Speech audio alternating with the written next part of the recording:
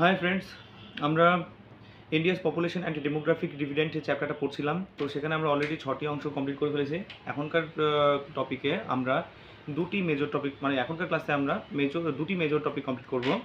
তো এখনকার মেজর দুটি কমপ্লিট হলো, মানে দুটি টপিক হলো দ্য পপুলেশন রেগুলেশন বিল 2019 আর এর সঙ্গে থাকছে missing women in sex composition. ঠিক আছে, তো প্রথমে আমরা আসি দ্য পপুলেশন রেগুলেশন বিল 2019।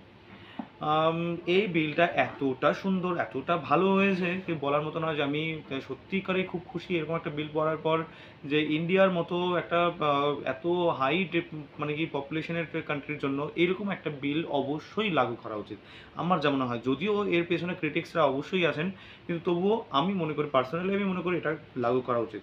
তো মানে কি তোমরা আমাকে বলবে যে এটা কি লাগু করা উচিত কি উচিত নয়, অবশ্যই আমাকে জানাবে, ঠিক আছে? তো চলো আমরা এই প্রভিশনগুলো পড়ি। প্রথম কথা হচ্ছে যে গভর্নমেন্ট এমপ্লয়ি যারা নতুন সার্ভিসে জয়েন করবে তাদের প্রত্যেককে আন্ডারটেকিং দিতে হবে, দুটো চাইল্ডই তা সে অ্যাডপ্ট করতে পারবে, এর থেকে বেশি নয়। ঠিক আছে, যদি করে তবে তার মানে কি যে প্রমোশন, মানে ওইসব নিয়ে আমি কথা বলবো না, যাকে আমি আরও কিছু অ্যাড করবো। সে যাই হোক, যে আন্ডারটেকিং দিতে হবে, যদি সেটা খেলাপ হয় তাহলে তার বিরুদ্ধে অ্যাকশন নেওয়া হবে। ঠিক আছে, নাম্বার 1।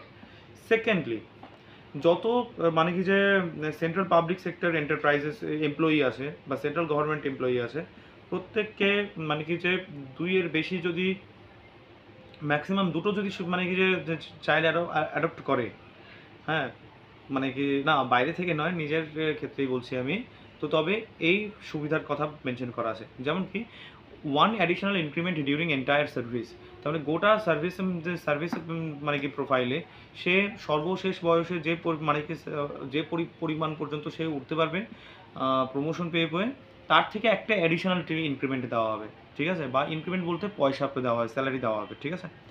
সেকেন্ডলি, মানে কি যে যখন সে প্লট কিনবে বা হাউস কিনবে, মানে জমি কিনবে, তখন হাউজিং বোর্ড বা ডেভেলপমেন্ট অথরিটি তাকে মানে কি কিছু সাবসিডি দেবে। লোনের সময় সাবসিডি দেওয়া হবে, মানে কি যে ইন্টারেস্ট রেটে নমিনাল। তারপর হচ্ছে যে কি বলে ইনকাম ট্যাক্স কমিয়ে দেওয়া হবে। তারপর মানে কি যে road, rail, air travel subsidy দেওয়া হবে। তারপর কি বলবো, প্যাটার্নিটি লিভ দেওয়া হবে এক্সট্রা 12 মান্থ বা 12 সপ্তাহ। হ্যাঁ, তারপর electricity charge, water charges, house taxes, এগুলো সবগুলো কমিয়ে দেওয়া হবে। তারপর ফ্রি হেলথ কেয়ার ফ্যাসিলিটি দেওয়া হবে, ইন্স্যুরেন্স কভারেজ দেওয়া হবে এক্সট্রা করে।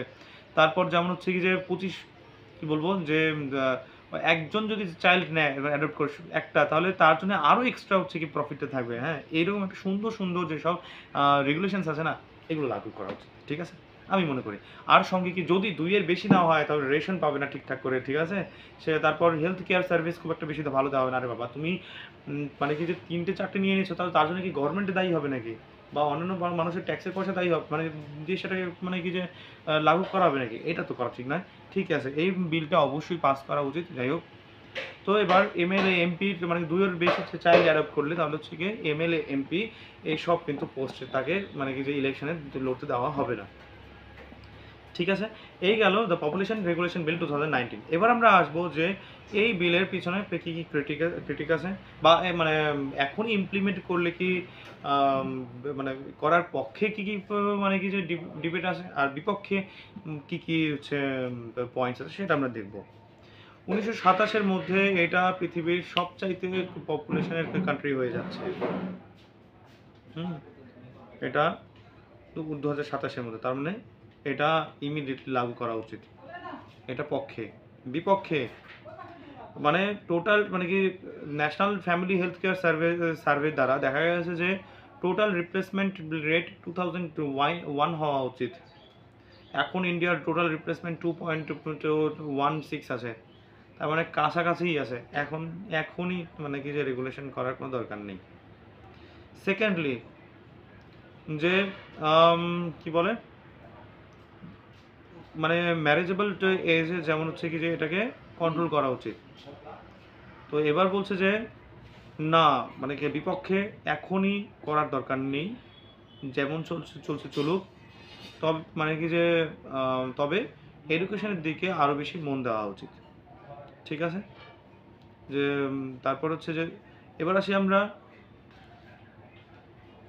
11টা নর্দার্ন এবং ইস্টার্ন স্টেট বা ইউনিয়ন টেরিটরি, ইন্ডিয়ার হচ্ছে পার্সেন্ট হচ্ছে কি কী বলবো পপুলেশনের কন্ট্রিবিউশন দেখিয়েছে। কোনটা কোনটা? ইস্টার্ন স্টেটস, তারপর হচ্ছে কি ইউনিয়ন টেরিটরিগুলি 11টা নর্দার্ন স্টেট, ইস্টার্ন স্টেটস আর হচ্ছে ইউনিয়ন টেরিটরি 42% পপুলেশন বেয়ার করছে। ঠিক আছে, তারপর হচ্ছে যে যদি এটাকে কন্ট্রোল করা হয় তবে, বা হচ্ছে এই বিল পাস করা হয়, বা হচ্ছে যে এরকম পপুলেশনটাকে কন্ট্রোল করা হয় খুব স্ট্রংলি, তাহলে এটা নেগেটিভ পপুলেশন গ্রোথে চলে যেতে পারে, যেটা কিন্তু অলরেডি অনেক কিছু মানে অনেক ইউরোপিয়ান কান্ট্রি কিন্তু এর বিরূপ প্রভাব মানে কি পাচ্ছে। তারপর হচ্ছে সায়েন্টিফিক ডেভেলপমেন্ট কম হতে পারে যদি পপুলেশন কন্ট্রোল করা হয়, মানে কি এটা বিপক্ষে। আর পক্ষে সায়েন্টিফিক ডেভেলপমেন্ট যদিও কম হোক মানে কিন্তু একটা হেলদি নেশন চালানোর জন্য পপুলেশন যদি কম হয় তাহলে সেখান থেকেও মানে ম্যাক্সিমাম মানে রিসোর্সের ম্যাক্সিমাম ইউটিলাইজেশনের মাধ্যমে সেই মানে কি যে ডেভেলপমেন্টটাকে জারি রাখা যাবে, যদি সবাই মানে ওই লিমিটেড সংখ্যক পপুলেশন যদি শিক্ষিত হয় এবং পরিশ্রমী হয় তাহলে করা সম্ভব হবে। তার মানে এটা পক্ষে হলো। তো এই ছিল পক্ষে এবং বিপক্ষে হচ্ছে কিছু মতামত, যে পপুলেশন কন্ট্রোল করার পক্ষে এবং বিপক্ষে আমরা দুটোই দেখলাম। এবার আমরা আসি, কিন্তু আমার পার্সোনাল মতামত হচ্ছে কি যে পপুলেশনটাকে কন্ট্রোল করা উচিত।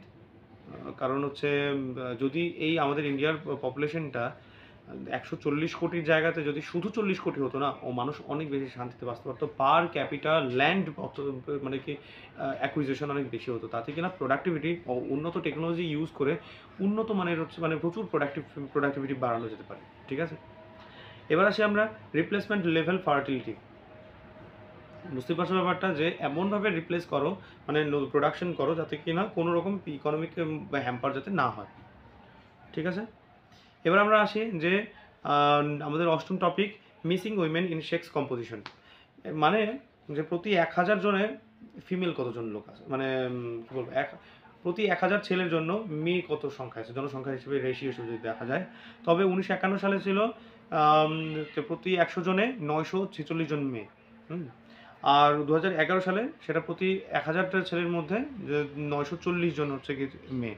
তার মানে মোটামুটি প্রায় একই রকমই আছে, তবে বেশ কিছুদিন আগে সেই একটা ডেটাতে দেখা গেলো যে মেয়ের সংখ্যা ইন্ডিয়াতে বেশি।